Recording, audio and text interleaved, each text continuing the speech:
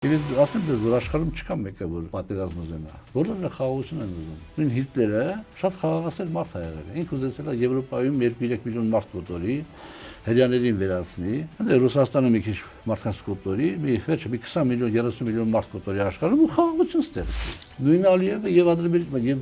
Էրդողանը իրանք են ուզում խաղաղություն ստեղծել։ Իրանք խաղաղասեր ժողովուրդ են։ Իրենց ծևը։ Իրանք ուզում են խաղաղություն ստեղծել ոնց։ Հայ ժողովրդին ստեղից տեղահանեն ու խաղաղ ապրեն։ Չմորթեն, ասեն, քանի որ իրանք խաղաղասեր մարդիկ են, չմորթեն, տեղահանեն եւ տարածաշրջանում խաղաղություն ստեղծեն։ Նիկոլ Փաշինյանն ասում է, եկեք այս թուղթը ստորագրենք եւ խաղաղություն ստեղծենք։ Բոլոր մյուս խաղաղության ձևերը ավելի առարկայական են, քան վարչապետի խաղաղության ձևը։ Որովհետեւ եթե աշխարհում կա մի հոգի մարդ, որ մտածում է, թե Հայաստանը